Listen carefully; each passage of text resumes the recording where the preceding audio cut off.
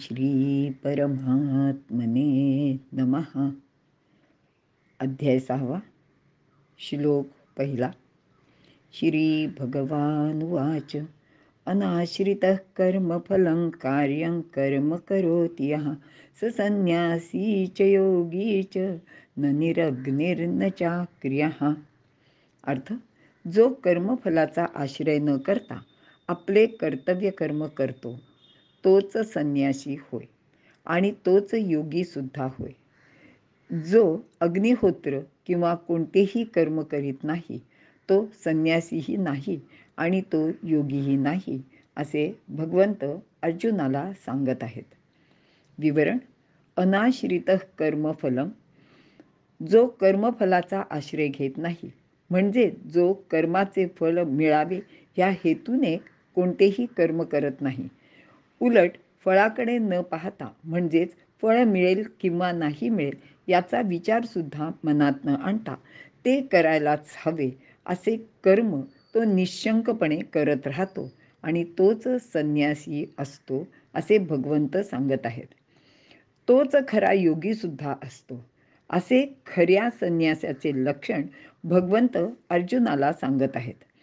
कर्मफलाचा आश्रय घेतला तरी जीव जन्ममृत्यूचे चक्रात फिरत राहतो.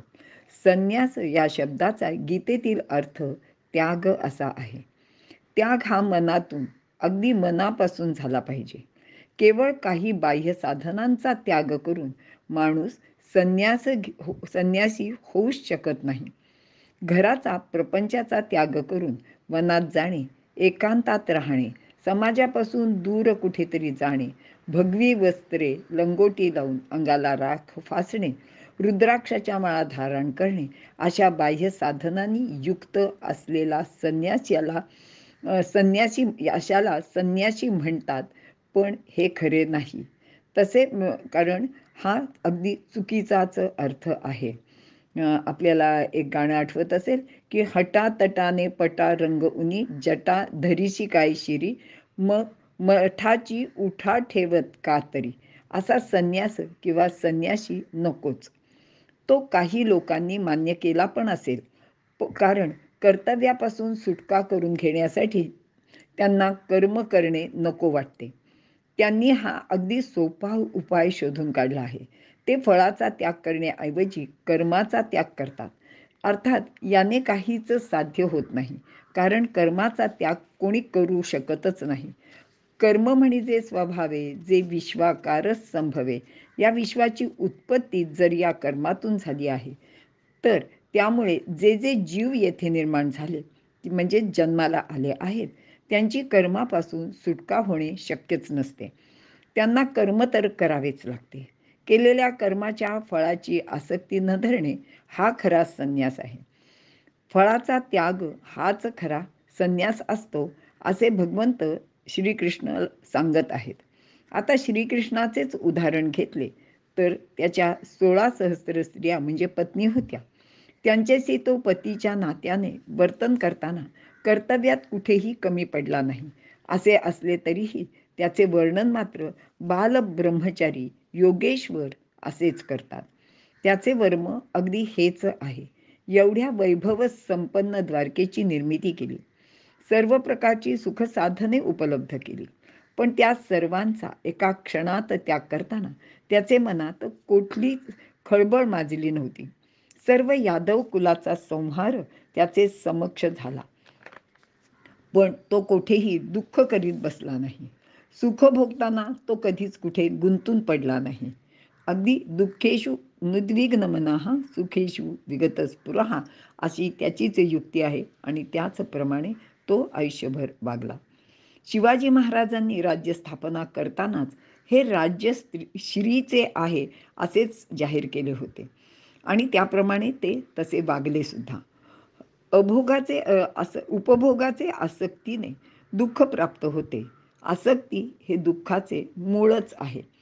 म्हणूनच भगवान श्रीकृष्ण सांगतायत की कर्म तर केलेच पाहिजे आणि प्रत्येकाचे ते कर्तव्यच आहे. मात्र फळाची अपेक्षा करणे किंवा उपभोग घेण्याचा अधिकार आपल्याला नाही, हे मात्र प्रत्येकाने लक्षातच ठेवले पाहिजे. स्वतःसाठी कर्म केले नाही तर माणसाला आसक्तीच उत्पन्न होत नाही. दुसऱ्याचे हितासाठी कर्म केले तर पूर्वी असलेली आसक्ती नष्ट होत जाते. वस्तूंचा संबंध ठेवण्याचे नावच बंधन आहे आणि बंधनापासून सुटका होणे म्हणजे मुक्ती आहे. वस्तूशी संबंध न ठेवणे, आसक्तीविरहित कर्म करणे, ममता न ठेवणे व स्वतःला कशाचेही आश्रित होऊ न देणे याचेच नाव खरा संन्यास आहे आणि तोच संन्यासी आणि योगी असतो. कार्यं कर्म करोति यः. कर्तव्याचे नाव कर्म असे आहे. कर्तव्य आणि कार्य हे दोन्ही शब्द पर्यायवाची आहेत. आपण जे सुखाने करू शकतो त्याला कर्तव्य कर्म असे म्हणता येईल आणि ते आपण अवश्य केलेच पाहिजे. त्याचा त्याग केव्हाही करताच येणार नाही किंवा कोणी करता कामा नये. कार्यं कर्म, कर्मफलाचा आश्रय न घेता शास्त्रविहित व लोकमर्यादेनुसार म्हणजे समर्थांचे भाषेत जनी वंद्यते सर्व भावे करावे. असे प्राप्त कर्तव्य कर्म निष्काम भावनेने लोकहितासाठी केलीच पाहिजे. न निरग्नी, ज्याचे जवळ अग्नी नाही असा. सर्वसाधारणपणे घरामध्ये अग्नी तर असतोच. अन्न शिजवण्यासाठी, आहुती देण्यासाठी हा आवश्यकही आहे. पण घरप्रपंच म्हटला की अनेक गोष्टी आणि कर्मे करावी लागतात व या कर्माबरोबरच त्याचे फळसुद्धा येतेच. हे सर्व टाळण्यासाठी घरप्रपंचच नको, पण जेवायला तर लागतेच की नाही. म्हणून मग भिक्षा मागायची. आता भिक्षा मागणे, जेवणे ही सुद्धा सर्व कर्मच आहेत. शिवाय भिक्षेचे अन्न कोणाकडचे, कोणी कसे मिळवलेले असते ते माहीत नाही. जर भिक्षा घालणाऱ्याने कोणत्या प्रकारचे कर्म करून ते मिळवलेले असेल, म्हणजे एखादे वाईट कर्म करून जर ते पदार्थ किंवा ती संपत्ती मिळवलेली असेल, तर तशा प्रकारचे कर्मफळाचा वाटा भिक्षा स्वीकार करणाऱ्याला सुद्धा घ्यावाच लागतो किंवा त्याला तो मिळतोच. आणि म्हणूनच समर्थांनी असं सांगितलं आहे की पावन भिक्षा दे रे राम. आपणच स्वतः शुद्ध कर्म करून आपले अन्न मिळवावे आणि हेच खरे अगदी योग्यच आहे.